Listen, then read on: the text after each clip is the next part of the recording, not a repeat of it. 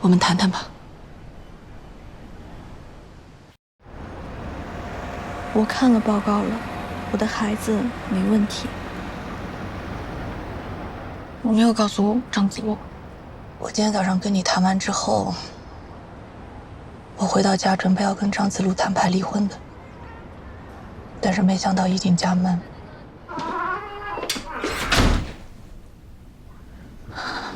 妈，您怎么来了？孩子，妈对不起你啊！妈，别这样，妈，对不起啊他做的事跟你有什么关系啊？我一开始认为你生不了孩子，我就劝子路找一个年轻的怀一个，都是妈的错呀！别子路一点都不想出轨啊！妈，你怎么能做这样的事儿啊？我知道那个女的的孩子是个傻子，老天爷在惩罚我呀！你千万别把那孩子打了呀！千万别离婚，求求你了，求求你了！精彩吧。我不确定张子路到底是拿他妈妈出来挡枪，还是他真的就是把你当成一个生孩子的工具。但是我可以确定的是，他们就是因为知道了你的孩子有问题，所以才想保住我的这个。他说他是爱我的，我难道就是个工具人吗？其实原来我心里头全都是原配的愤怒和怨恨，我甚至都已经做好了准备要保全家庭，但是现在，我想要跟他杠到底。太过分了！你愿不愿意跟我打一个配合？什么配合？我跟他提出离婚，你告诉他，你的孩子没有问题，你继续跟他在一起。这怎么行？你别急，先听我把话说完。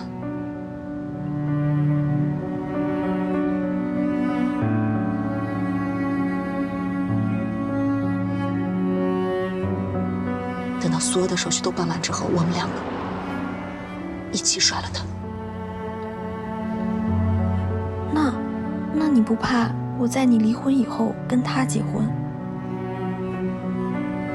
提出让我杠下去的人是你。你这么有性格的姑娘，我觉得你不会愿意以一个工具人的身份嫁给他的。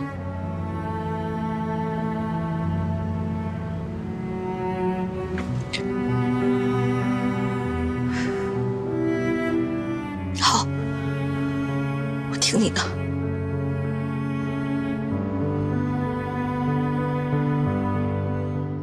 来，干杯，碰一下，来，谢谢大家啊！热烈庆祝刘念白入职盛季5个月，只有1个小时啊！大家赶紧吃，赶紧喝，赶紧说点心里话，然后赶紧回病房干活。部长，你也太煞风景了！被你这么一说，我现在满脑子都是病房里好多事儿没干。这说明你敬业啊，心里有活。来，赶紧的，念白，讲讲心里话。今天我感受到了大家对我的热爱与眷恋。你知道这2个中文词什么意思吗？那既然大家这么爱我，欢迎我，我决定以后专心留在盛季妇产科，请大家多多关照。能不能留下来靠关系，能不能干好还得靠咱们自己的实力嘛。作为刘念白的代教，我有发言权。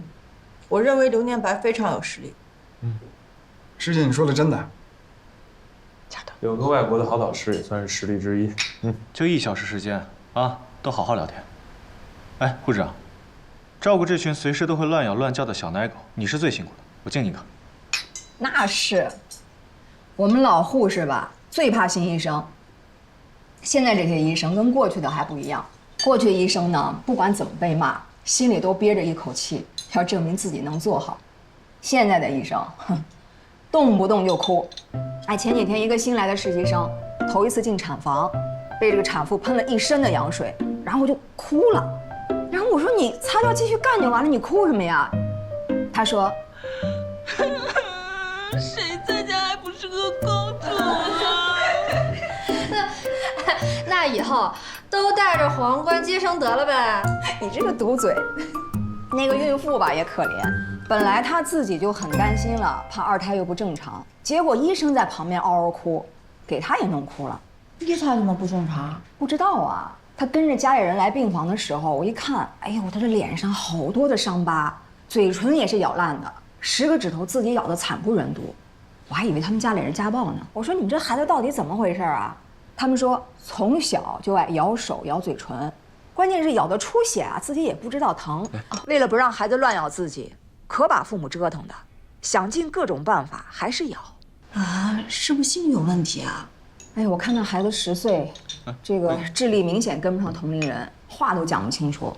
我说你们得去看病啊，他们说去看了10几家医院，有的说是心理疾病，有的说缺维生素，治疗以后都没有用。我去找了儿科大主任，准备明天带那孩子去看看。有没有查尿酸？跟尿酸有什么关系啊？有可能是基因方面的问题，我建议查一下尿酸。哎，你说的靠谱不靠谱啊？几号床的病人？我去跟他说。行啊，你小子。哎，你要是能查出他们家一胎到底得了什么病，我请你吃1个月的中饭。不用姐姐，半个月就行，半个月我就吃足了。你个臭小子！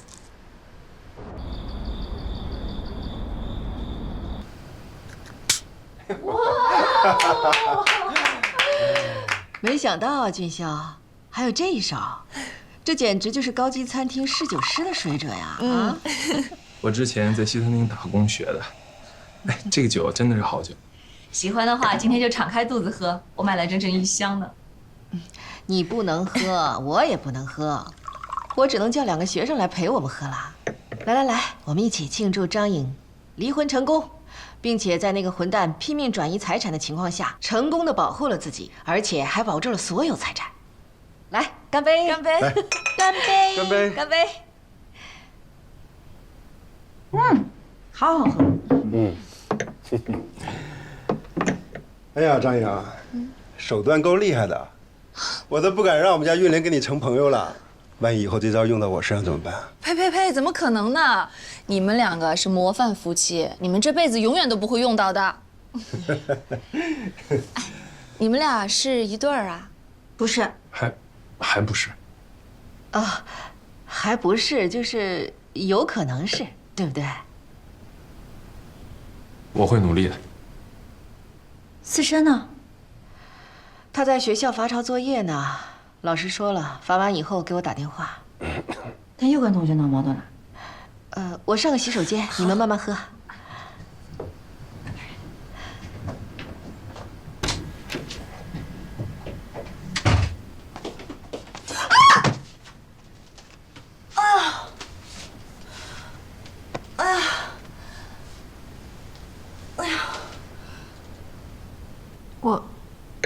我去看一下我老师怎么了。哦，你去。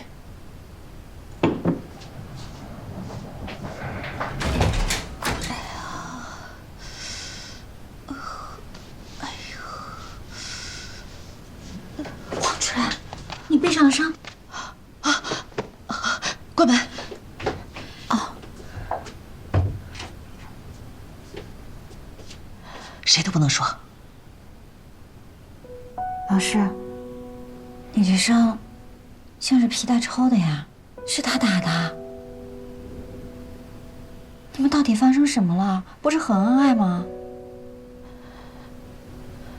没什么，你误会了。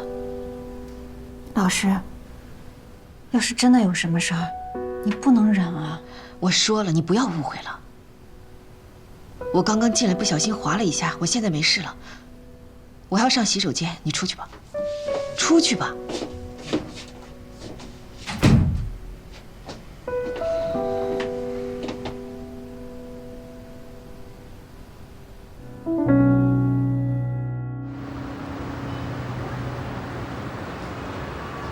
他的妇产科过得还很潇洒。我看他真不像是闹着玩儿，跟他实验室合作的科研项目很快就要落地了，还喜欢上了一个妇产科最优秀的女孩。那是一个什么样的女孩？很倔，很上进，然后为了自己的目标可以吃很多苦的那种。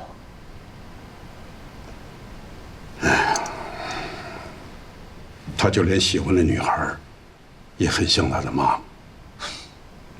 哎，对了，过几天就是915了，用不用给您订花啊？哦。哎呀，这日子过得好快呀。小伟，那就麻烦你帮我订一束吧。还是落日珊瑚吗？对。谢谢你还记得。我觉得你们父子俩真挺像的，但是有一些误解，还是要早点说清楚啊。您说有什么痛苦还能大过失去的痛苦呢？还有手术，走了。去吧。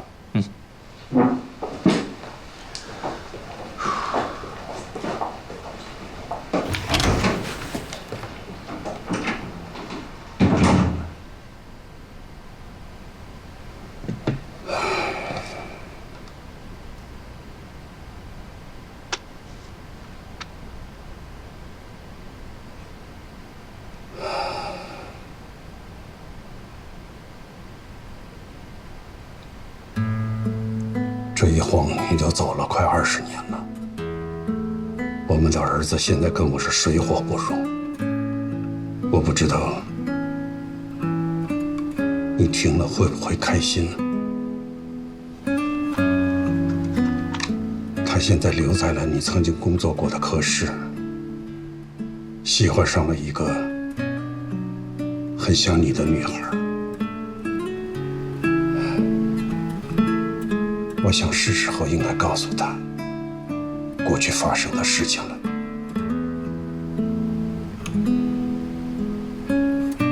我一直把他当作孩子，但是现在他都能威胁我了。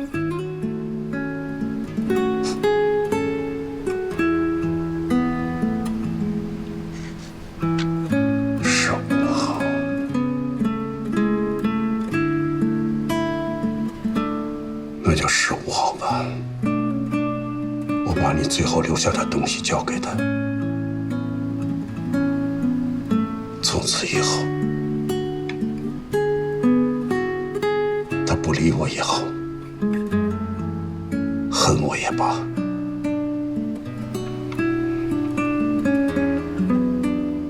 听天由命吧。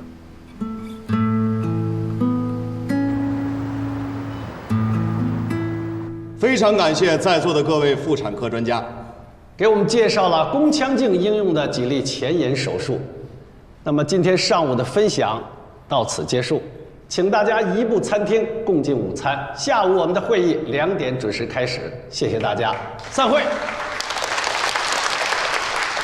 我们再见。哎，谢谢。田主任，田主任。你们院最近好像有点沉默呀。以往你们可都是学术会议的绝对大主角，这次怎么只带了1台手术案例？这可不像你们生技的风格。哎呀，最近啊孕产妇比较多，实在忙，没时间整理资料，不像贵院兵强马壮的哈。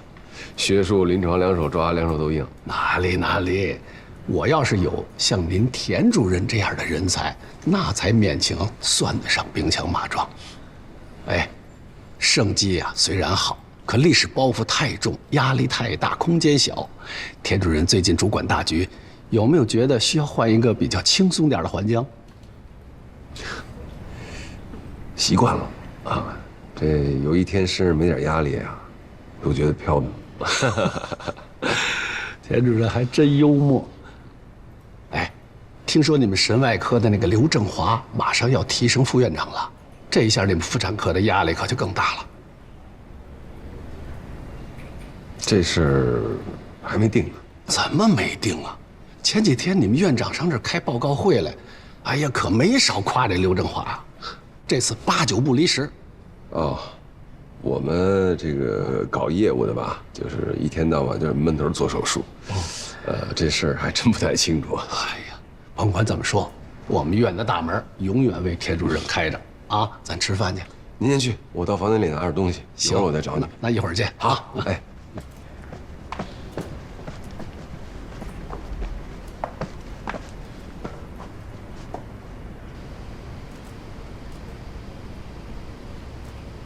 黄主任，没有你想象的那么糟糕，大概是一半一半的样子吧。据说现在班子里有2种意见，一方面呢就倾向于刘振华资历深，神外在他的带领之下，出了不少的好成绩。如果再倾斜一点资源给他的话，神外肯定能够成为盛基另外一块金字招牌。还有，据说他明年也要申报院士了。这些啊，都会是盛基将来巨大的荣耀。另一面就认为不能让大家觉得张主任人走茶凉，妇产科的盛名在外，产妇激增，需要院内大力支持。所以两边呢僵持不下。不过呢，现在还有一个人没有表态，那个人就是王副院长。王副院长是非典之后提拔起来的，说话很有分量。如果他表态支持你的话，其他中立的人也会跟着投的。总之，神外和妇产科都缺床位。急诊看着你们都讨厌，现在就看谁能说服王副院长了。这样吧，我请王副院长吃个饭，跟他好好聊聊。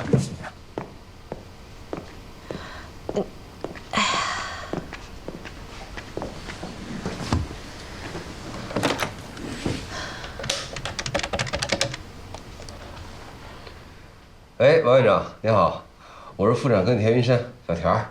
哦，田主任啊，什么复杂病例要你亲自给我打电话？哦，是这样哈，最近这孕产妇比较多，好多都是咱们急诊收的，我们床位也不够，给急诊也添了不少麻烦，所以呢，想请您出来吃个饭，跟您好好聊聊接下来怎么配合急诊的工作。太客气了，我这几天都在外地出差开学术会议，没有时间。等我回来再聊啊。好吧，那就等您回来，请您吃个饭，好好聊一聊。好的，再见。好，再见。过2天就投票了，职代会再回来也没什么用了。要不我再去找找他的大弟子，联络感情。那你受累了，我今天请你吃好。哎，别，你不用对我这么客气。我这么做是为了妇产科，不是为了你。众所周知的事情也不至于这么说出来呀。你看我这1年，忙前忙后的，头发都白了，压力这么大，就算陪我吃个解压饭行不行？给个面子。行了行了，反正我现在一点都不后悔没有当上这个大主任。这边请。这家餐厅开在医院旁边，我一直没来过，听说很好吃。好吃是好吃啊，有点不太方便，每次来都能看见医院的人，重要的事情不能在这儿谈。科室聚个会啊，还可以。看来是有人在这谈大事啊。谁呀？王副院长。他不是说他出差了吗？你下手晚了。可能他是不希望太为难吧。这个刘振华，我还真以为他是正人君子、老古板，交际面多。不行，我得问问怎么回事。哎，别，万一王副院长一尴尬，以后什么事情都不支持你怎么办呢？何必呢？来，吃饭了，孩子饿了。哎，我来想想办法。念白，明早查房后来下我办公室。好的，田主任。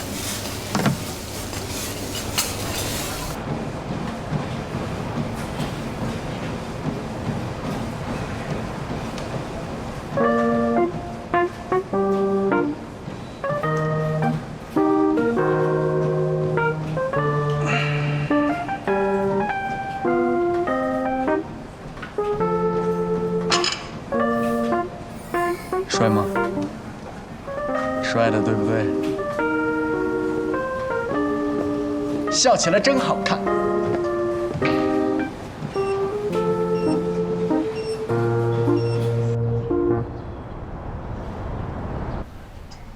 什么病？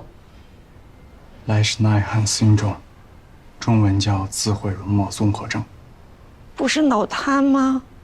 脑瘫是婴儿出生前到出生后1个月内，脑发育早期由于各种原因造成的非进行性脑损伤综合症。但你们的孩子是基因问题。怎么可能？这怎么可能？为了治这个孩子脑瘫，我们几乎倾家荡产了。这次来也是跟亲戚借了好多的钱来生计生，我们就是怕再生一个脑瘫啊！如果可以的话，我建议你们最好全家做一下基因检测。这是一种 X 连锁隐性遗传的先天性嘌呤代谢缺陷病。人体中有一种酶，也就是次黄嘌呤、鸟嘌呤磷酸核糖转移酶。当缺乏这种酶的时候，分解产生的鸟嘌呤和次黄嘌呤不能通过补救合成途径合成核苷酸，就都会代谢成尿酸。当孩子体液内累积了大量的尿酸，会影响他的脑和肾脏，导致神经异常、脑发育不全。外在的表现就是智力低下，有攻击和破坏性行为，会经常咬伤自己的嘴唇、手和脚趾。所以也叫自毁容貌综合症。所谓 X 连锁隐性遗传就是传男不传女。你是说我们这个小的也有可能？有可能。查，我们马上查。你为什么不告诉他们，得这种病的孩子几乎都活不过20岁？不忍心。我不忍心让他们刚刚拥有希望就破灭，我更不忍心当着一个10岁孩子的面，告诉他，他的人生最多还有10年。那这个病还能治吗？我不明白为什么大家不在怀孕前做检查，怀孕前的基因筛查是最好的办法，就能避免让携带遗传病基因的孩子出生。那已经出生了，我得问问我的导师，看看目前有没有确定的基因治疗方法。如果小的也是，你说这一家人可怎么过呀？让你的导师尽量帮帮他们吧。如果海外有这方面的治疗实验，是不是可以把他们纳入实验治疗的范畴？国内目前基因的治疗不怎么多见。胡师长，我会尽力的。谢谢你，刘医生。我先去忙了。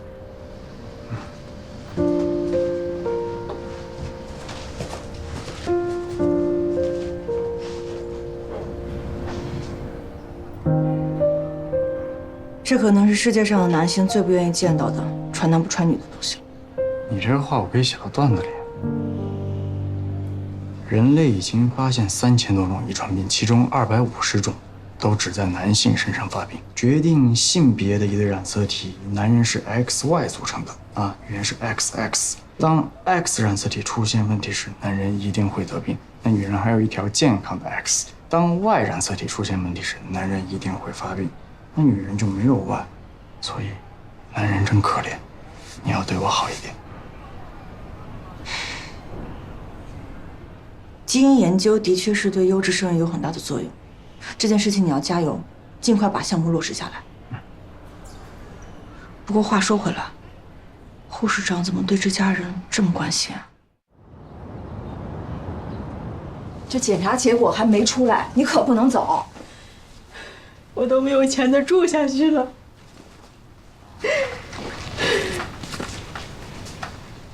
这是怎么了？这婆家人实在是太过分了，说孩子的病是妈妈遗传的，然后扔下离婚协议书就跑了。我都跟他们说了，这小儿子不一定有遗传病，是不是念白？难道有？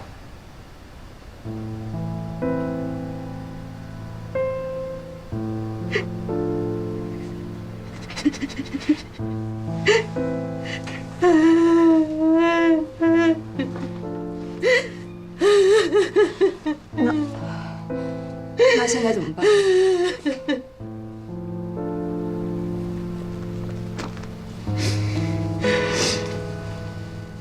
孩子是无辜的，就算他们有缺陷，我们也不应该放弃他们。我真的坚持不下去了。照顾老大的这10年，我天天心惊胆战，每天早上起来都不知道他自己把哪弄受伤了，孩子也疼啊，天天哭。现在小的都这样了，他爸还跑了，我扛不住了，我真的扛不住了。我能帮你，刘医生也能帮你，是不是刘医生？我跟那边实验室说了，他们愿意把2个孩子纳入基因治疗的实验计划，治疗费全免，只是差旅食宿得自己出。我出。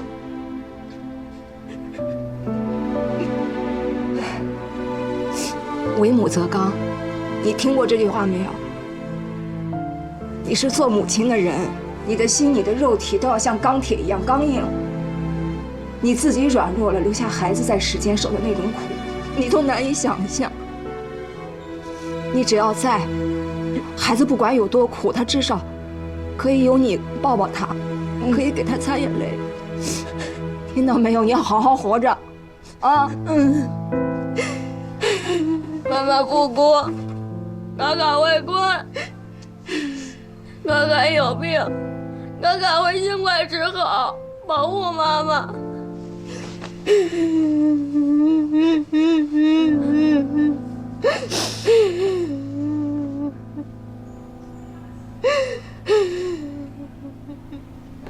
回头买机票、订住宿需要多少钱？你记得告诉我。尽量找当地的朋友借套房子给他们住，反正那些人有的是房子，还能落个做慈善的美名。好孩子，谢谢你。谢谢你，护士长。我今天才知道，一个老护士长见惯了各种悲欢离合，心底居然还这么柔软。行了，别拍马屁了，赶紧干活去吧。我能帮上什么忙？你好好的就行。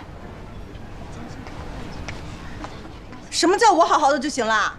哎，你今天在病房还是去田主任那儿？有点半你回来。今天怎么回事？跟我装深沉。闪闪，吃饭了没？闪闪吃了，闪闪今天吃好多肉。哟，外婆又给你烧肉吃啦？妈妈，今天什么时候回来？妈妈下班就回来了，你在家要乖哦。闪闪乖，闪闪最乖了，闪闪爱妈妈。闪闪，妈妈知道你这样的孩子是最棒的，是很有爱的，是很棒的，你是最棒的。闪闪最软了，闪闪最软了。你是不是想让杜弟进你的项目？可以，没问题。这个我还得问问他的意见。不是因为你的推荐啊，他本身就有这个资格，你也不用让他想太多。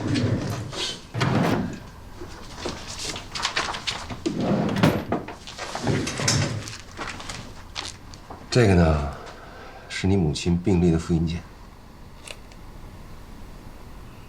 拿回去慢慢看，有什么解不开的疑惑，打电话问我。谢谢田主任。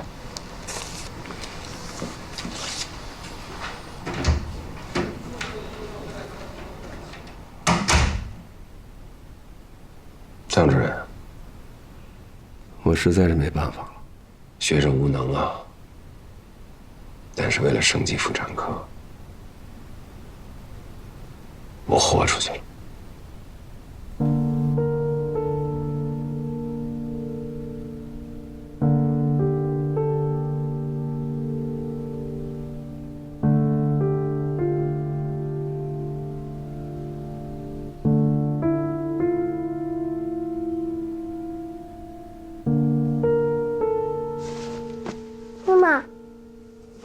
睡啊？绵绵怎么醒了呀？做噩梦了。做什么噩梦了？跟妈妈说说。你不让我吃糖，然后我非要吃，你就哭，哭得好伤心。我认错了，你还在哭。妈妈怎么会哭呢？你见过妈妈哭吗？没有，妈妈一直是笑眯眯的。你个小馋猫。我看啊，不是妈妈哭，是你馋得流口水，滴到枕头上了，对不对？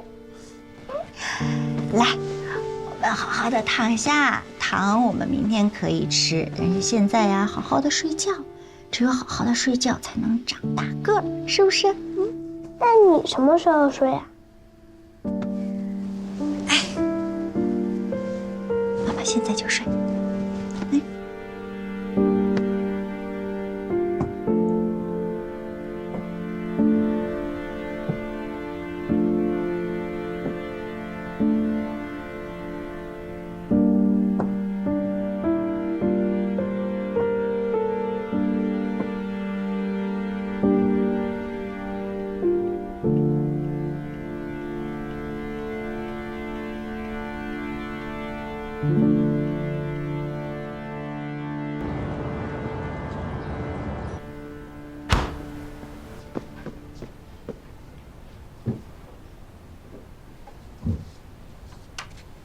杨叔39+6，子宫肌瘤，之前在外院。是啊，之前说没事儿，说那孩子跟肌瘤可以并存的，可是突然之间那个肌瘤就增大了，他呢又吐又发烧，我儿子又不在家，我们俩也不知道该怎么办。我儿子就说赶紧把他送到生技来，还没确定是良性还是恶性。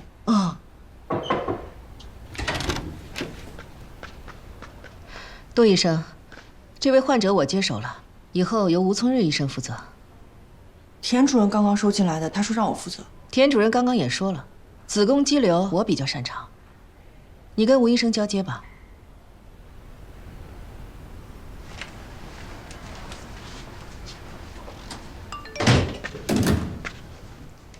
这是我们妇产科的黄韵玲黄主任。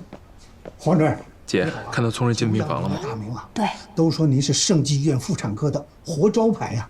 杨叔有您来负责，那我们就放心了。你替聪瑞说说好话。谢谢您对我们的信任。目前看来，这个子宫肌瘤虽然迅速的增大，但是应该还是一个良性的肌瘤。是个良性的，太好了太好了，我们生怕是个恶性的。怀孕合并子宫肌瘤，估计发生率不到5%，但是也不用太担心。这样的病例我们之前也处理过。明天一早我们会联合几科进行会诊，会诊过后马上安排手术的时间，一次性把孩子和瘤子一起取出来。好，谢谢啊！孩子的父亲不在啊？孩子他爸爸在工地上，最近工期太忙了，他赶不回来。不过没事儿，你有什么事儿你跟我们说就行。好的，那麻烦吴医生安排一下会诊时间。好的，好好休息，有什么紧急的事情可以找吴医生。谢谢，谢谢。哎，不是之前说是田主任负责吗？怎么突然间换成这黄主任了？你可别瞎操心了，我都听说了，这黄主任很厉害的，一般人找他看根本排不上队的。是吗？对，这黄主任和手下的吴医生都特别厉害，而且吴医生心细，对咱们家属特别关心。那杜医生不行，上级医生交代的事情吧，老是跟家属说不明白。看不出来啊，表面上看挺利索的嘛。是吗？谢谢你啊。谢谢。说了啊，夸了。人是抢到了，但是他这个病例很复杂，你要12万分的小心，千万别出什么岔子了。谢谢老师啊。哎，你终于开窍了，我是既开心又感慨。要是老师有能耐，你就不用这么费劲了。哎呀，我这个孩子真是怀的不是时候，要是没有他，我当上了大主任，你这个住院总就顺理成章了。千万别那么说，孩子不管什么时候来，都是上天给的最好的礼物，什么时候来都是对的。是的，我差点忘了，你是保护孩子、爱孩子的小吴医生，这个态度不错，我说了。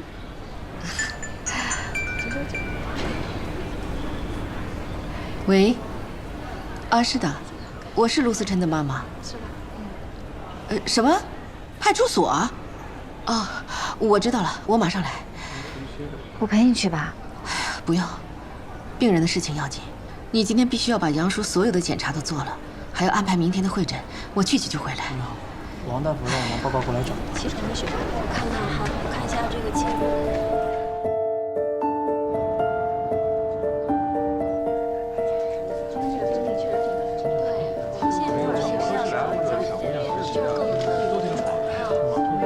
主任怎么还没来呀？我昨天晚上跟他确认过时间了，我再去催催啊。大肚子的主任不容易，等等吧。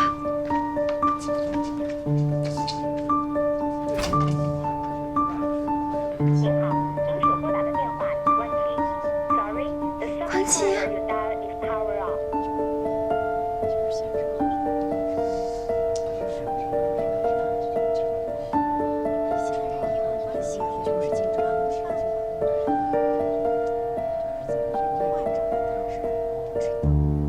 田主任，黄主任找不到了，这一屋子的人等着他来会诊呢。非要让我把这个病人给他管，这下倒好，管的人都不见了。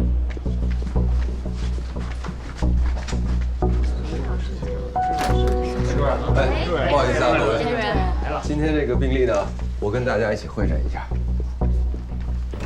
哎，杜迪，你先进。好。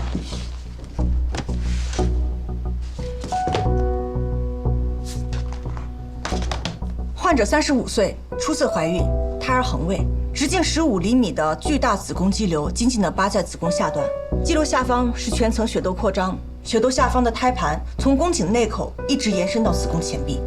胎盘、肌瘤、血窦3个大出血分线点，形成了一个包围圈，牢牢地守在了子宫下端。如果选择常规的切口，先要剔除肌瘤，会导致血窦开放，形成急性大出血，这个不可取。如果在肌瘤的上方切开子宫，以胎盘打洞的方式娩出婴儿，在剥离胎盘的时候，子宫的下端也会形成大出血，也不可取。如果在子宫体部切口，会直接影响到子宫的结构，影响到将来的生育，并且因为肌瘤的问题，子宫的缝合难度也会很大，也不可取。所以想听听大家的意见。选择切口是第一步。田主任，我有个想法。你说。切口是不是可以选择在肌瘤的下缘？这样的话可以避开大出血的危险点，在夹缝中抢救母婴。我也是这么想的。这样的话呢，既能降低产妇的出血量，又能够避免在剔除肌瘤的时候给产妇造成第2次的伤害。需要行腹主动脉球囊阻断术。看来这个办法还是比较稳妥的。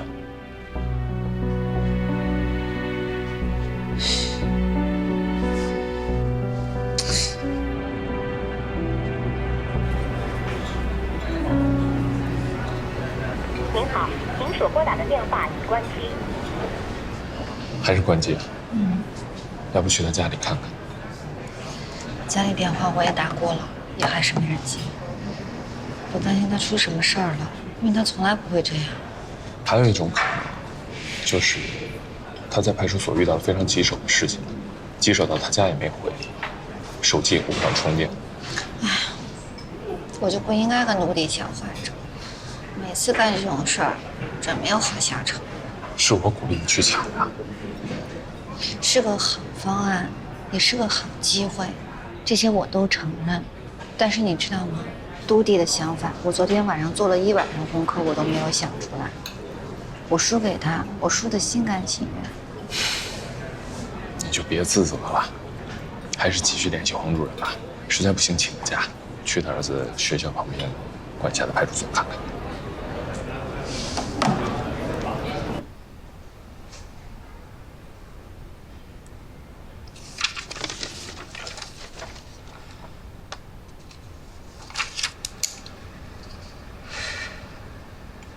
一会儿跟患者和家属沟通，一定要耐心，千万不能犯上次杨真真那样的错。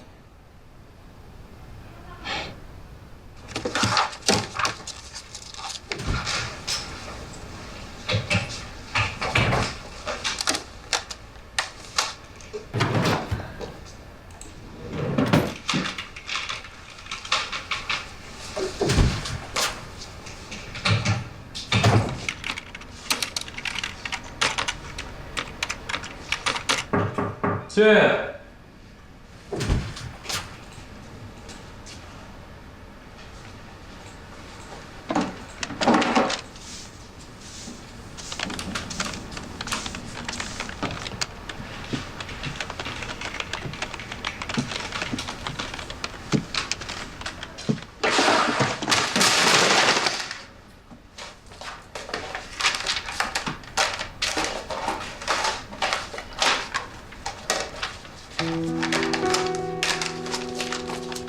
医生，我也不知道这是哪个医生的东西，麻烦您他回来，您跟他说一声，那个我不小心给弄散了，我也不知道这里边东西对不对，你让他检查一下。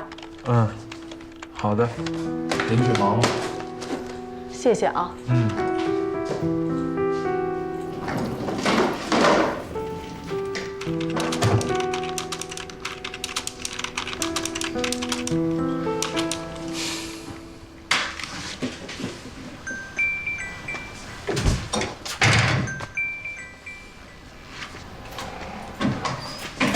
喂，好的，我马上过去啊。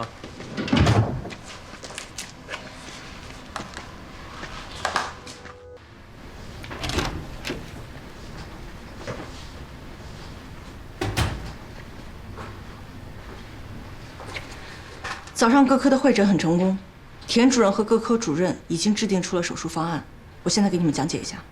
哎，不是跟我们换成吴医生跟黄主任了吗？怎么是你啊？他们有特殊的情况，田主任还是让我负责你们。不是你们医院到底在搞什么？怎么今天这样，明天那样啊？你们放心，明天做手术的还是田主任。好了，老伴儿，咱们选择相信田主任，您请讲。这是手术同意书。这个手术最大的困难就是从哪里开刀才不会大出血。肿瘤。我儿媳妇她得的是恶性肿瘤。赶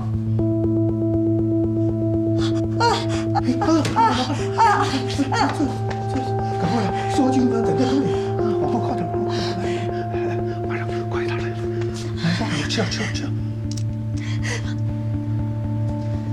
好了，不着急啊。您先别着急，目前肿瘤还不能确定是恶性的。可是那是你们上边写的呀。来，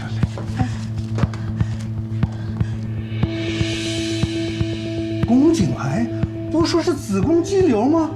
等，这上写的不是杨叔的名字，这是我们的手术同意单吗？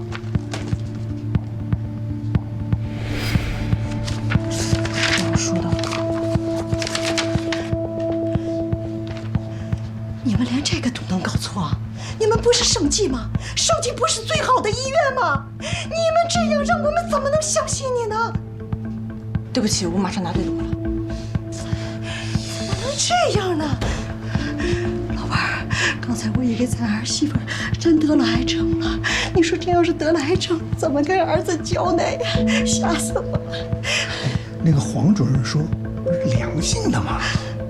说这个杜医生不靠谱，他还真不靠谱的。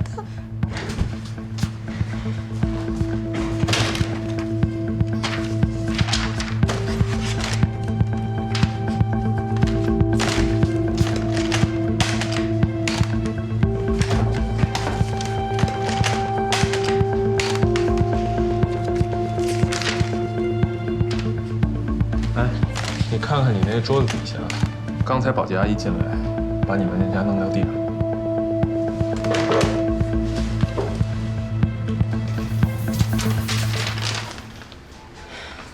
你为什么不早说？你是故意想看我出问题吗？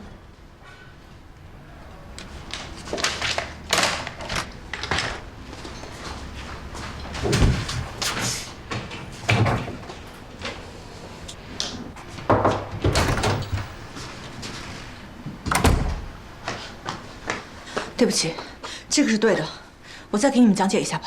等一下，我要让我儿子和杨叔以前的主治医师刘主任一起听一下。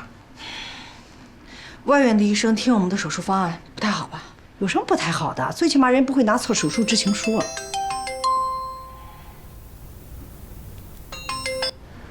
请讲吧。手术的开口在肿瘤的下缘。你把片子发过来，我看个位置。田主任的决定没有必要让他来做判断吧？麻烦您把片子给我拍一下。拍清楚点啊！哎，好。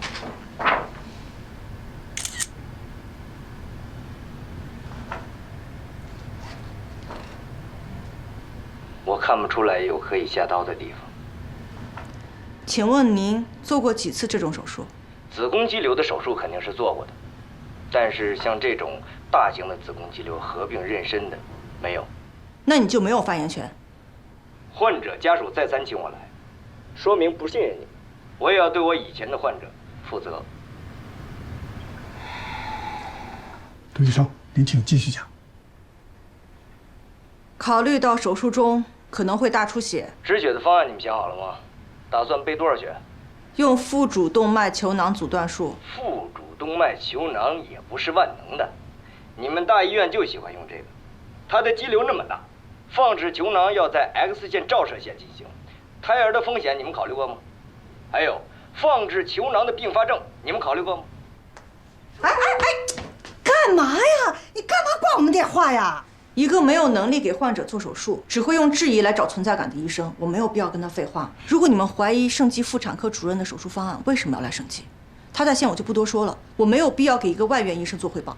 我们不是怀疑盛基，我们是不相信你。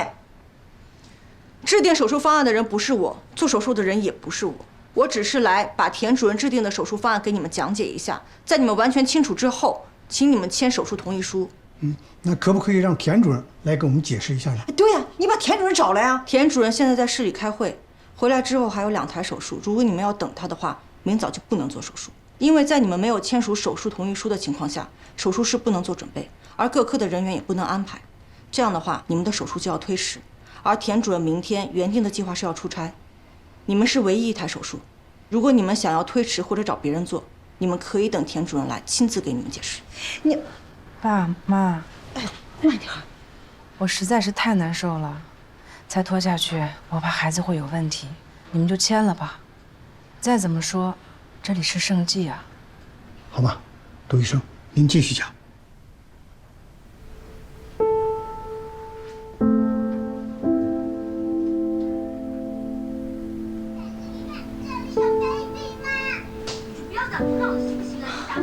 动画片这么好看吗？啊，平时啊，让你做5分钟你都坐不住，今天这都坐半个小时了。你看起来好呆哦。妹妹，妈妈出去了。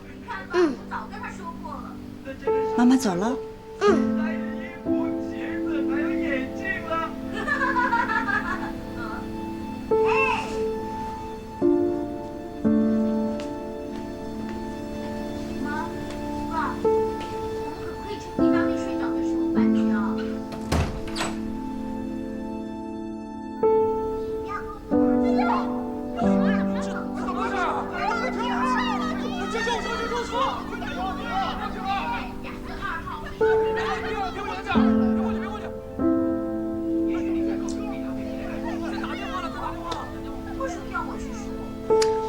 妈妈，好酸。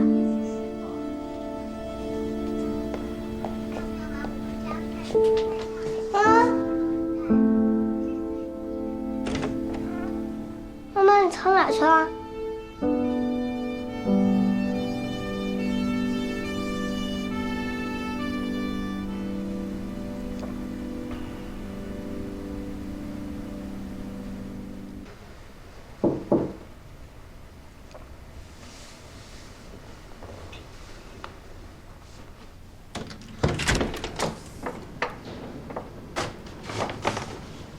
你怎么来了？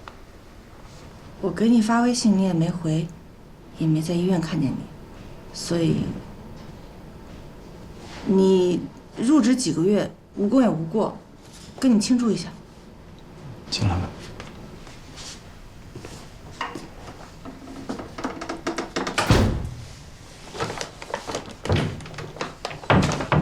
我去上个厕所。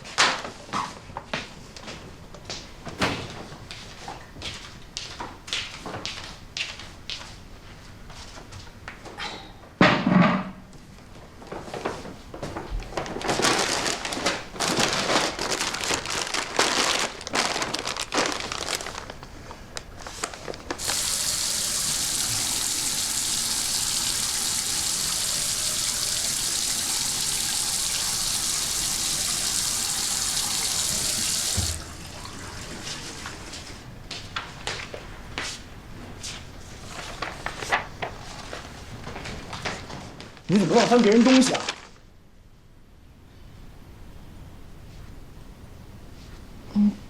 对不起，我看病历放在那儿，我就职业习惯拿过来翻看。在职业习惯那也是在医院，难道以后你见到所有病历都要看吗？而且病历属于隐私，你得到别人允许了吗？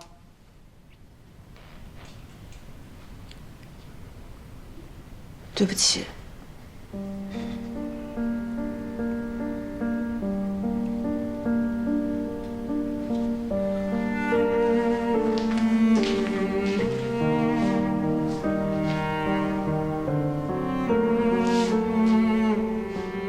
我不知道白晴是谁，也不知道你到底怎么了。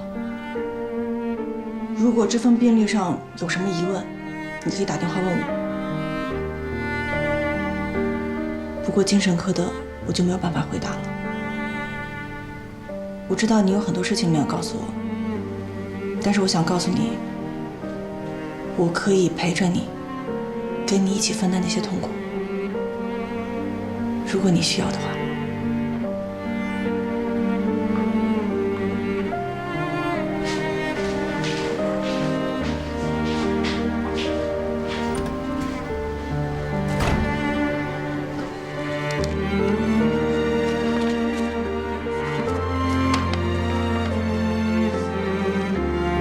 精神科，产后抑郁。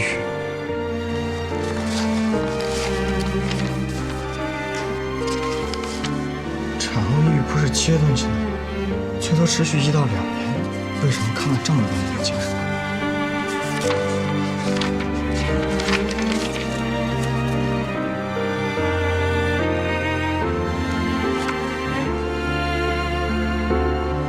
他到底做了什么？他到底没做什么，让你一直抑郁下去？妈妈，你不是一直笑着的吗？为什么得了这么多年的抑郁症？我现在彻底混乱了。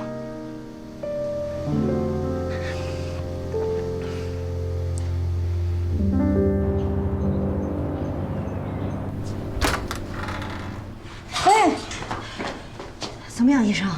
手术很成功，孩子出来了，2900克，男孩。儿子，子宫也保住了，现在正在观腹。那孩子在哪儿呢？孩子的发育不是很好，要先去 NICU。新生儿科的医生待会儿会跟你们说的。哎，不行，我们得先看看孩子，这样我们才能安心啊。再说了，我还得给我儿子传照片呢。现在真的不可以。不是，你搞什么鬼啊？啊，这孩子是活的吗？不是你们做手术的时候把孩子伤着了吧？你不是故意不给我们看吧？孩子现在真的很好，只不过现在只能待在保温箱里。一会儿新生儿科的医生会跟你们交代的。那我们什么时候可以看到孩子呀？待会儿等新生儿科的医生来了，你问他们。不是，哎，医生，杜医生，不对呀，老伴儿，你赶紧给儿子打电话，让他赶紧回来。我觉得这个杜医生他是在骗咱。你想想，如果那个孩子是好好的，为什么不给咱们看？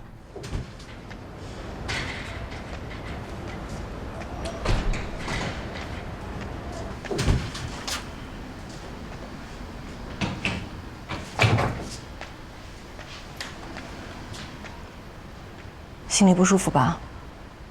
本来这台手术应该是你参与的，最后没能参与。你一定在心里头笑话我吧？我的确很想参加这台手术，所以当初田主任让我负责这床的时候，我特别的开心。当初黄主任问田主任要来这台手术，当我知道主治医生是黄主任的时候，我只顾着开心了，忽略了你的感受。对不起。想不想详细的了解一下这台手术？给你讲讲。真的，我有好多问题都没搞明白呢。打开手术视频。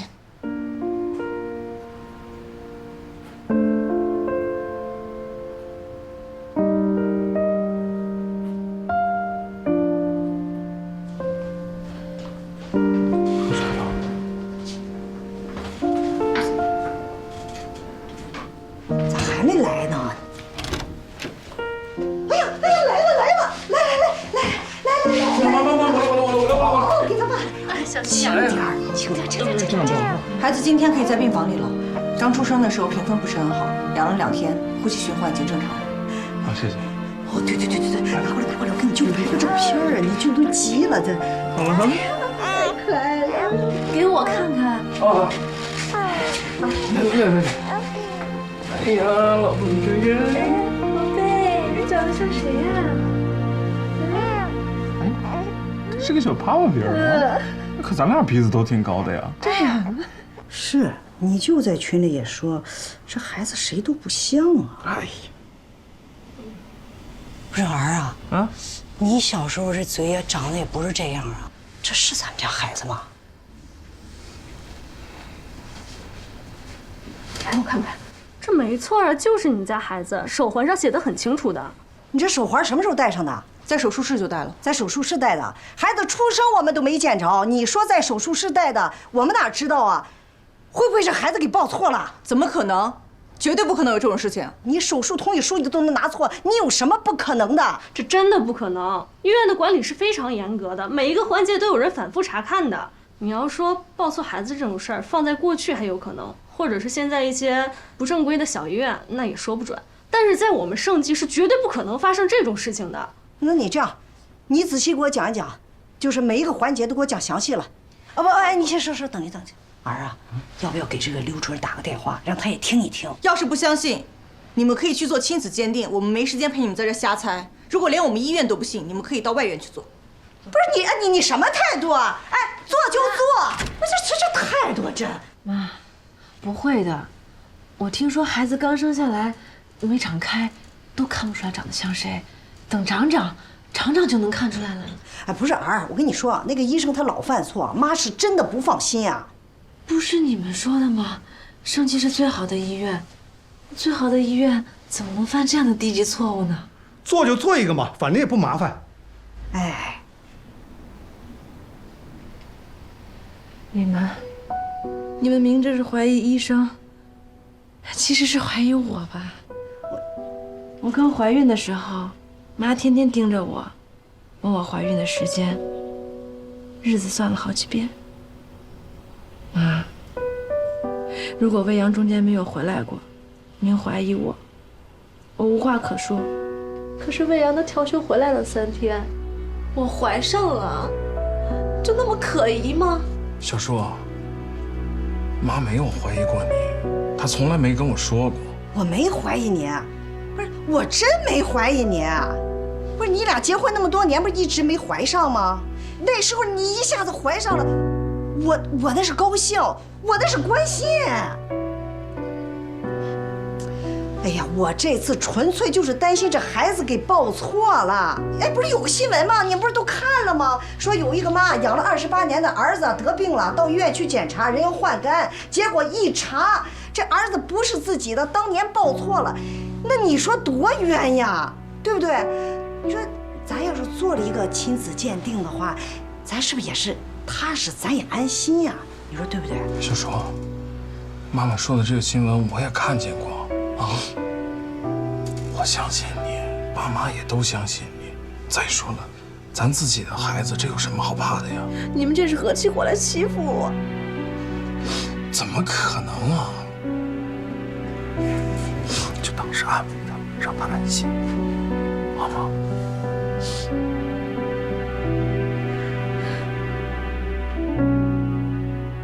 你好好跟您解释一下流程，告诉他这事儿根本就不可能，然后再去新生儿科找个认证，这事儿不就完了吗？现在弄得人家又要做亲子鉴定，又要联系媒体。杜迪，就这么一个简单的家属疑心病，很容易解决的，怎么让你搞得那么复杂呢？就算我解释了，他们也不会相信的。能让外院的医生来质问我，怎么会信任我呢？杨真真的事情刚过去没多久，现在又出现了医患沟通的问题，你怎么就不能让别人信任你呢？杜迪，你到底干了什么呀？他干了什么？他当然是干了什么才让家属不信任他。哎呦，稀客呀，黄主任，您消失了2天，您的电话是怎么又联系上的？这2天您是去了喜马拉雅了，还是去了海底了？对不起，田主任，我的电话在派出所里砸坏了，处理完事情之后才换了个新的。这件事以后再跟您解释，现在先处理杜弟的事。所以杜弟到底干了什么呀？杜弟在跟患者的家属交代手术方案的时候，拿错了手术同意书，把一个晚期宫颈癌患者的手术同意书交给了家属。家属看了以后吓坏了。这件事之后，就不是很信任杜弟，而且杜弟也一向强势，不会跟家属好好沟通。黄主任，我已经尽量耐心地跟家属沟通了，但是您不知道，杜弟，你能不能少犯点错？我刚让你进科研项目，你就给我惹出这么大的事儿。更糟糕的消息还在后面呢。他还能做多大的错事儿？你说。杨叔的亲子鉴定结果出来了，不匹配。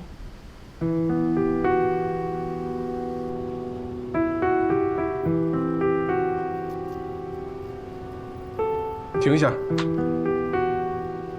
除非你们那天手术室里还有个产妇，否则绝对不可能搞错的。我们新生儿科不背这个锅。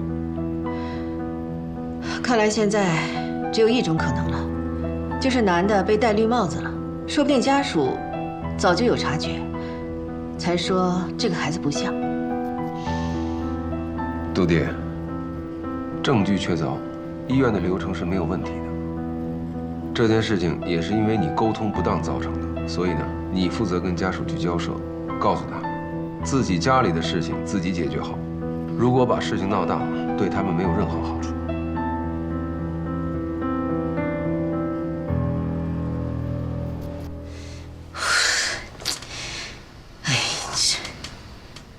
妈，不如您去食堂吃点东西，我一个人没事的。吃什么吃？我哪有心情吃啊？你说你爸这跟魏阳去跟记者谈了，这谈的咋样呢？这，您在这儿唉声叹气的也没有用。您去吃点东西，顺便散散步。那行吧，那我出去走走，顺便给你买点吃的吧。这事闹的真是。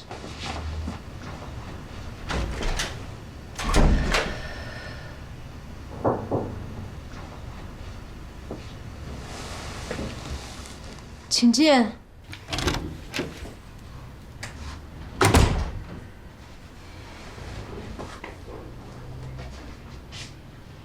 你是抱错孩子的那个医生，我家里人都不在，你有事儿吗？我等了一上午，才等到你的家里人都出去。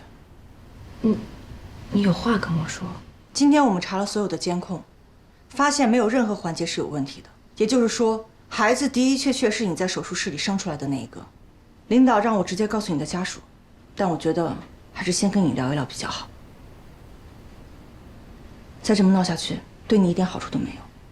能不能说实话？你的意思是？不管怎么查，医院都是没有问题的。这个孩子就是你的孩子，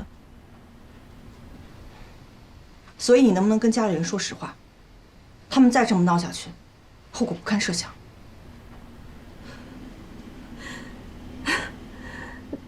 听你这么说，好像是为了我好。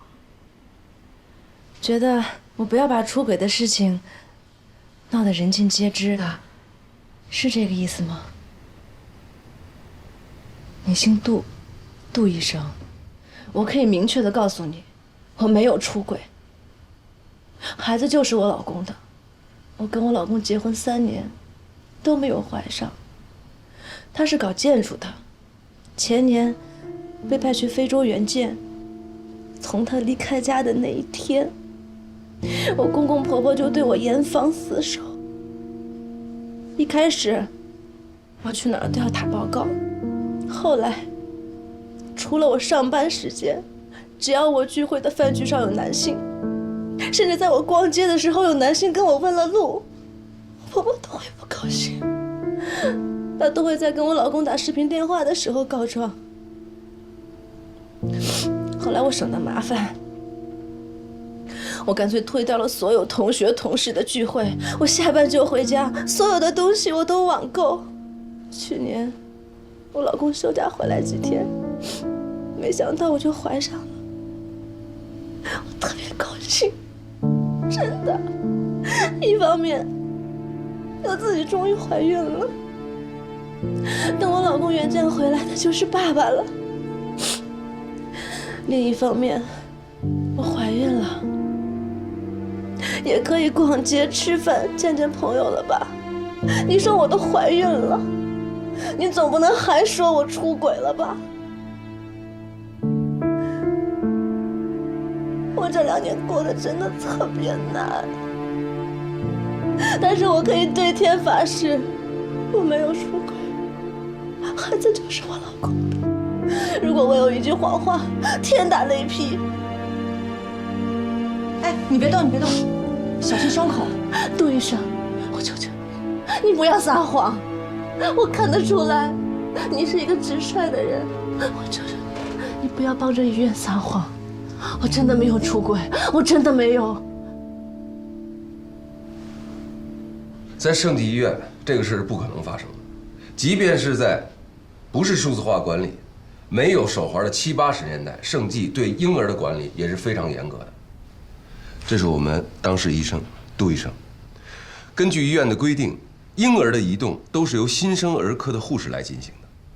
作为妇产科的住院医师，他的工作只是进行了陪同和协助交接。试问一下，连婴儿都没有沾过的医生，怎么能抱错孩子？杜医生，在整个流程中，您始终没有碰过婴儿，是吗？在手术室里，我一直协助田主任进行手术。由于这次的手术比较特殊，所以手术的全部过程都由医院内部拍摄存档，你们可以去查一下。婴儿拿出来之后就交给了新生儿科，由新生儿科确定婴儿状态之后，再放进保温箱。手术结束后，由新生儿科的护士推走保温箱，我陪同一起去了 NICU。这整个过程，包括后来新生儿科再把婴儿送回来，我都从来没有碰过婴儿。那是不是新生儿科在内部管理时搞错了呢？那绝不可能。NICU 是一个什么地方？管理严格的连个苍蝇都飞不进去。那也就是说，很有可能是孕妇出轨，但是她拒绝承认，是吗？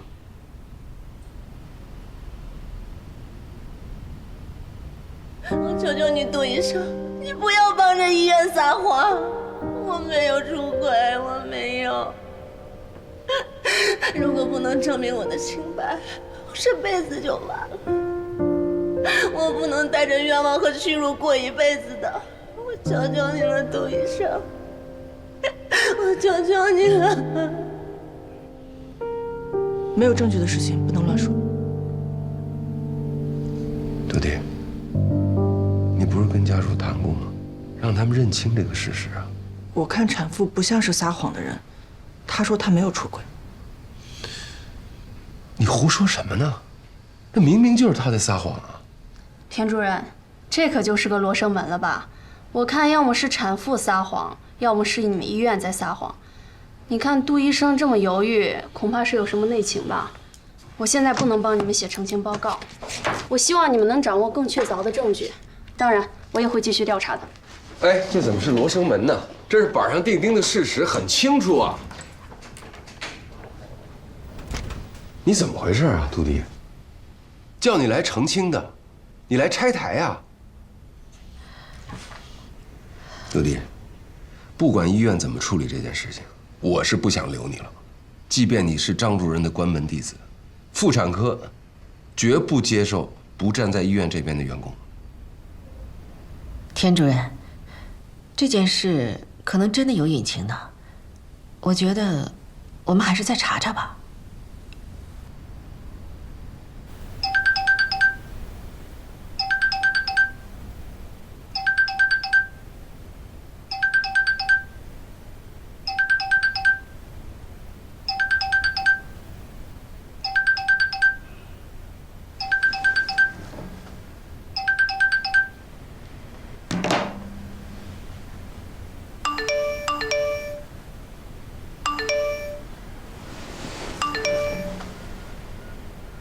杜迪出事了，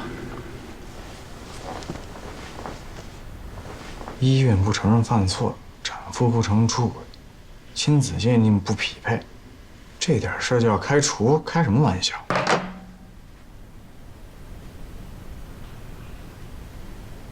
？Bye.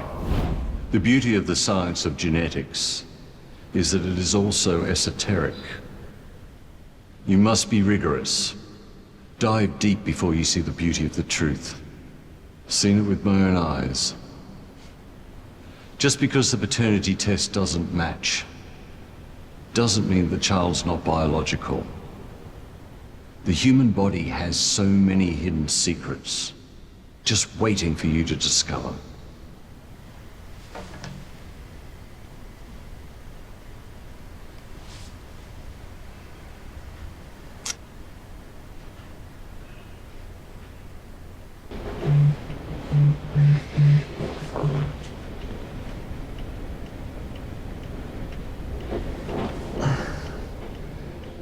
Bye. Do you know what time it is in the US? I am 70. Oops. I always think we are 30. I'm sorry, Lawrence, but I really need you. No. My girlfriend really needs you. Your girlfriend? I'm listening. Hi, Lawrence. Hello, everybody. I'm Lawrence. Nice to meet you. 各位领导、各位同事，Lawrence 是我的导师，是著名的基因科学家，也是圣济跟 GHU 联合项目的首席科学家。Lawrence, this is Dr. Tian, my boss in China. Hi, nice to meet you. And all these are my colleagues. Dr. Tian. Joe Yan. Wow, Lawrence, bravo. 关于最近妇产科出现的抱错婴儿的纠纷 ，Lawrence 认为有可能是基因问题引起的。这是一种非常罕见的情况。下面让 Lawrence 来介绍。Lawrence, please. We once assisted a couple to give birth to a test tube baby. However, the blood type of the baby was not compatible with either parent. They questioned us whether or not we got the sperm or egg wrong. The paternity test showed that the mother matched, but the father didn't. As you know, in this hospital, it is impossible to get that wrong. After a lot of testing, we found that the baby, although not the father's biological child, was actually a close relative. For example, a brother. But the father had no brother. 他说啥？就是说之前也遇到过这种情况，孩子的基因呢不是爸爸的，是爸爸的兄弟的，但是爸爸没有兄弟。那就是见鬼了呗，人鬼情未了。嘘，听他说。The truth is, the father is a mosaic. Human mosaicism occurs early in the fertilization of the egg. When the inner cell mass is formed, some of the genetic material, for example, a chromosome or a gene, mutates. Then you will find that the embryo has 2 DNA systems in its body. 就是说，孩子的爸爸原来是嵌合体，自己有2套 DNA， 精子也有2种，那孩子他的基因也有2种可能性。就是一个人有2个种，人生赢家这是。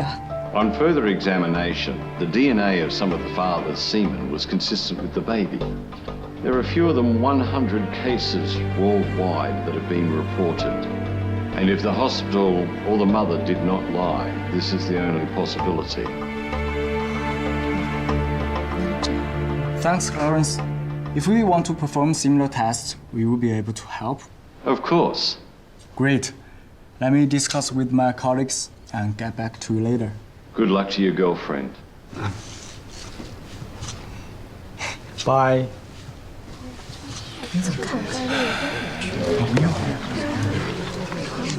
我不建议基因检测，这个病例全球都不到100例，哪有那么巧？我看根本就是产妇撒谎，而且基因检测费时费力费钱。如果检测的结果出来不是，对我们医院的损失更大。李医生，你作为主治医师，难道不知道科学的精神可不是一句哪有这么巧就能解释的？其他人还有没有什么想法？你们这些住院医师也可以说说你们的看法。世界上不到100例的罕见情况和比比皆是的出轨撒谎之间，我觉得后者可能性更大。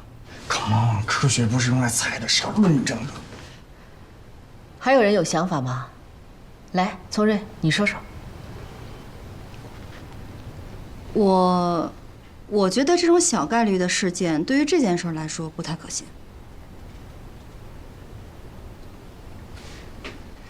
这是一次展示圣济实力的绝佳事例。如果结果是基因嵌合体，那么媒体一定会大肆报道，圣济妇产科的基因检测和产前诊断一定会一举成名。如果不是，孩子跟母亲的 DNA 肯定是匹配的，坐实出轨证据有什么不好？为了医院的清白，为了不让杜弟蒙受不白之冤，这事儿我决定做了。念白啊，你来负责这个事情。谢谢田主任。现在情况就是这样，需要你和杨叔做基因检测，结果出来需要半个月。我不想做，这就是你们医院的失误，你们别再找借口了。医院是不可能失误的，如果你不做，你老婆怎么办？你们表面上是在告医院，难道你的父母不是一直都在怀疑他吗？我宁可相信这就是医院的失误。那如果我结果出来不是你们说的那个叫什么嵌合，我是绿帽子不是戴定了？杨叔在你父母的监视下，为了让他们安心，已经放弃了一切正常的社交和娱乐。你不相信医院，又不相信你老婆，那我问你，如果你坚持打官司，那么诉讼拉锯的这几年，孩子怎么办？你养不养？我为什么要养别人的孩子？如果这是你孩子呢？我不相信。就因为你的不相信，你的妻子现在很痛苦。男人在妻子的痛苦面前不能不作为，否则你会害死他的。杨叔说，他绝对不会带着这种嫌疑走出医院，那样他这辈子就完了。你要是个男人，就要为了爱你的人好好做决定，在信任和爱的基础上做决定。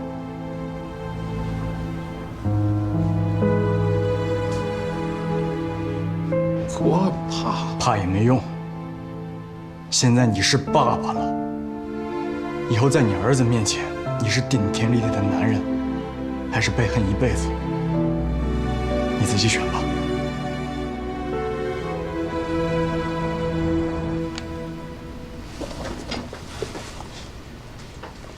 你很久没去说脱口秀了吧？说不出来，自己不想笑，也不想看见别人笑。烧退了吗？早上一次，中午一次，体温都还没降。感染这种事儿呢，难说。抗生素就算给对了，量也给够，自身免疫力也要起很大的作用。他又不吃又不喝，全靠吊水，而且他现在天天就是睡，叫也叫不醒。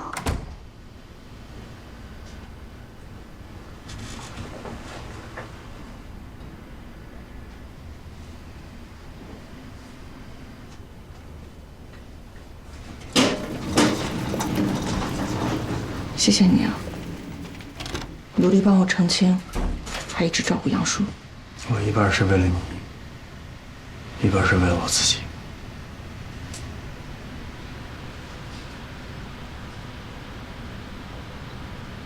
你最近都瘦了，就算心里有事儿，也不能虐待自己，健健康康的，才有能力解决问题。你那么臭屁，没有什么是解决不了的。不，我很懦弱，很多问题我都解决不了。我一直都没跟大家说真话。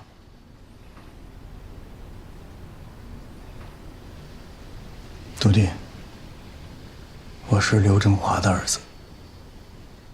我留在生级妇产科，最开始只是为了气他而已。生级妇产科是我妈工作过的地方。他很多年以前是这儿的护士长，就是你看到的那个病历的名字，白青。那个反复感染，然后抑郁症的病例。我6岁的时候，我妈突然失踪了。我爸很快把我送到国外姑姑家，他们只告诉我，我妈出了意外去世了。我很恨我爸，觉得就算我妈走了，他为什么要把那么小的我一个人扔在国外？除了给钱，从来没来看过我。我最开始在那儿上小学的时候，一句英文都不会，没有朋友，家里除了姑姑都是老外。我就开始干坏事儿，打架，就希望我姑姑告诉我爸，让他把我接走，哪怕来看看我，哪怕只是说我、骂我，甚至打我都行，至少让我知道我还是个有爸爸的孩子。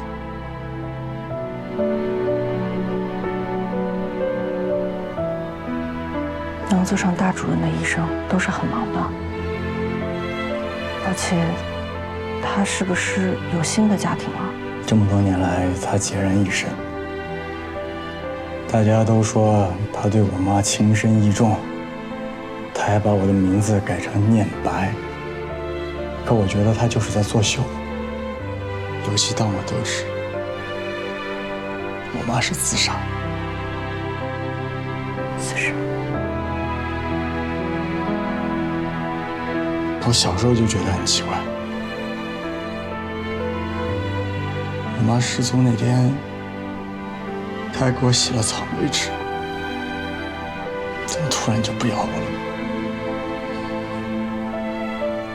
我一直在查我妈离开的真相，直到我看到那个病历。我可以确定的是，它是产后抑郁症转变抑郁症的比较罕见的病例。它跟抑郁症斗争的时间长达6年。那么这6年，他身边的那个男人在做什么？在做手术，写论文，升职。他就是那个在妻子的痛苦面前毫无作为的男人。我可能是在帮你，但我也是在完成对我妈的救赎。可是我心里怎么都过不去，我该怎么办？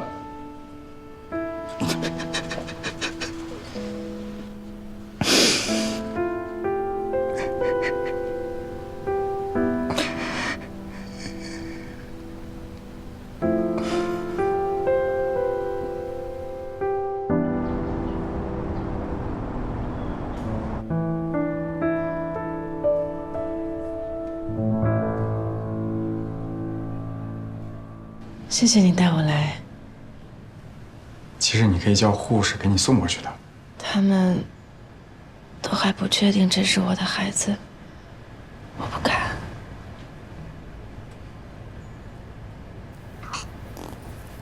刘医生，你说这么小的孩子，他有记忆吗？原则上来说是没有的，他还在学会感知这个世界的过程中。如果这是我们的孩子，我很怕他会恨我。我不能给他喂奶，不能天天抱着他。明明全家人都在身边，他却要在这个箱子里待好久好久。很快结果就出来了。等结果出来，你可以好好弥补他，他不会恨你的。作为妈妈，我什么都帮不了他，我真是没用。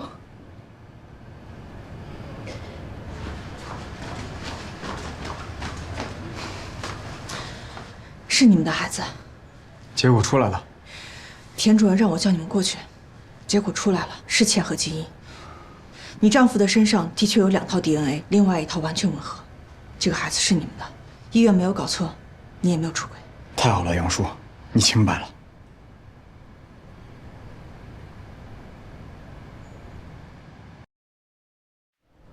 全世界不到100例，我们查出了1例，证明什么呢？证明我们盛济妇产科的实力，啊！恭喜主课。所以我决定，我们科室要重奖留念白，啊，800块。扣死你算了。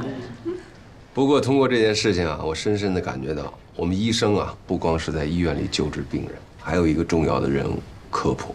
所以今天医院开会，让我们各个科室里边啊，用自媒体的方式科普一下医学知识。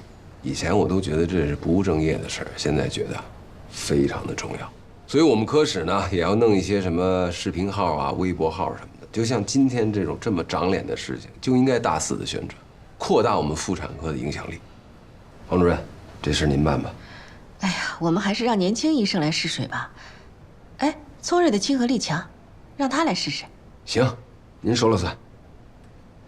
这个事情不是杜弟坚持相信产妇没有说谎，怎么表彰了一圈，没他什么事儿？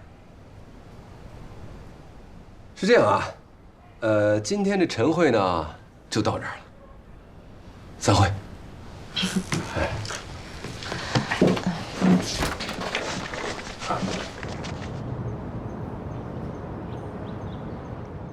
哎呀，这都说这孩子越长越开呀，真是果然呀！大宝贝儿，知不知道刚生出来的时候满脸褶子，丑的我呀都快背个气去了。后来呢，真是越长越好看呀。杜医生，对不起啊，是我们太狭隘了，冤枉您了啊！哎，刘医生，谢谢你啊，把这事情给查清楚了。老婆子，啊，赶快道歉啊！哎，那个。其实这个事儿吧，他也不能怪我们，对吧？那谁想到全世界不到100个人发生的事儿，就摊到我们家了。别那么多借口，道歉。那杜医生，对不起啊，我没事，被患者和家属质疑也不是1次2次了。但是，你们最应该道歉的人是孩子的妈妈。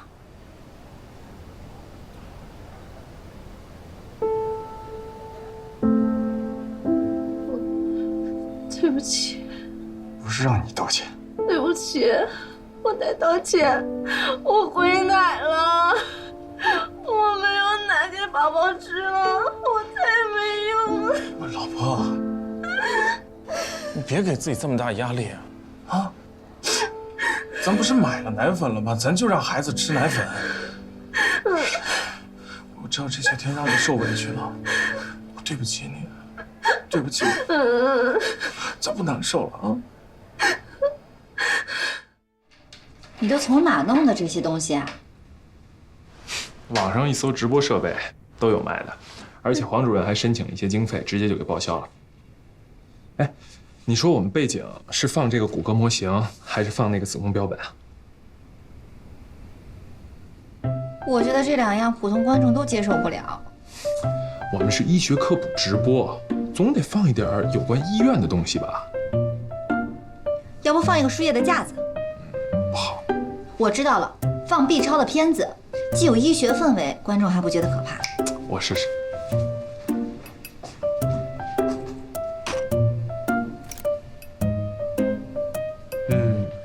还不错。那我们准备开始了。这是什么东西啊？这是我的演讲稿，今天要讲的东西。我今天要讲的内容就是宫外孕不可小觑。会不会有一点像研读报告？我要直播1个小时呢，我要不写下来，那我讲2句话就没话说了。也是，那开始了。今天我们要讲的内容是宫外孕的危险性。没有自我介绍。大家好，我是吴聪瑞，是盛济医院的住院医师。今天我为大家要讲述的就是宫外孕的危险性。宫外孕顾名思义就是胚胎不在子宫里。欢迎我第1个粉丝飞翔的菲菲。聪瑞加油，我是李飞。